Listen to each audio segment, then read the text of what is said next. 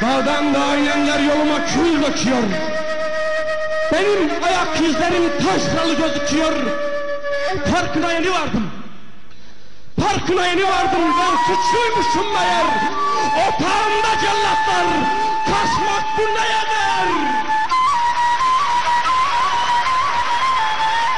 Suçluyum, suçluyum, hainleri gözlerinden tanırım ben.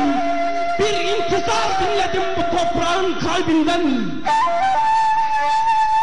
O ses der ki bana, o ses der ki bana, ey oğul yazıklar olsun sana. Mezarımı kirleten şu mahluka baksana. Baktım, baktım. Düşmüş hainler gafillerin peşine. Benim bozkurt yurdumda çakalların eşine.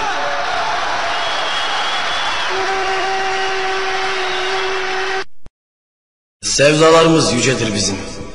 Bir o kadar temiz, bir o kadar masumdur ki bizler bu sevdalardan alırız coşkumuzu, hızımızı ve erdem yüklü yürüyüşümüzü.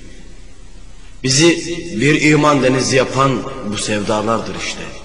Kimi gün gözyaşımızı, kimi gün umutlarımızı yükleriz sevdamıza.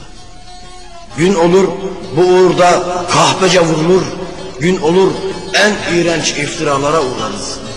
Gün olur şehirler anlayamaz bizi, dağlara çıkmanın zamanıdır.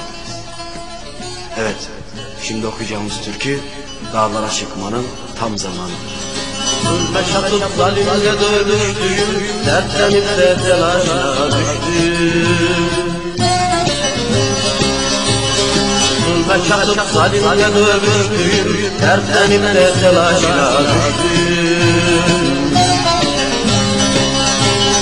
Bağını yarıp da kabirleştim, dağlara çıkmanın tam zamanıdır, dağlara çıkmanın tam zamanıdır.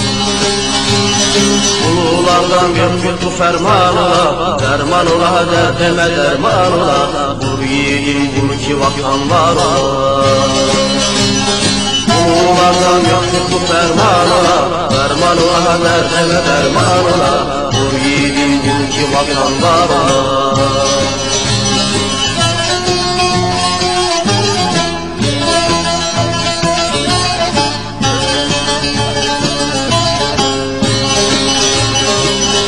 Ölmüş karanfiller kurumuş, sevdiğimin gözün yaş bürümüş. Kuşlar ölmüş karanfiller kurumuş, sevdiğimin gözün yaş bürümüş. Yiğitlerim pusatlanıp yürümüş, dağlara çıkmanın tam zamanıdır, dağlara çıkmanın tam zamanıdır. Üstadımdan bir yurdu fermanına, ferman ola derdime derman ola, vur yiğidim vur ki vatan var ola.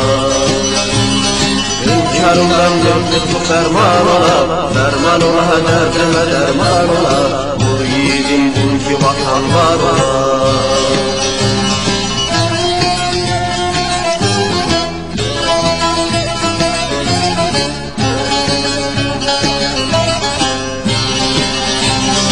Ağlayıp dizlerimi döndüğüm, yana yana etrafına döndüğüm.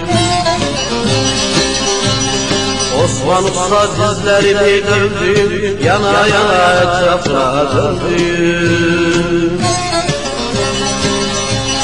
Ben gidiyorum verelini sevdiğim, dağlara çıkmanın tam zamanıdır, dağlara çıkmanın tam zamanıdır. Aslan beyler bir ferman gele, derman gele, derdime derman gele, vur yiğidim vatan kalmasın ele.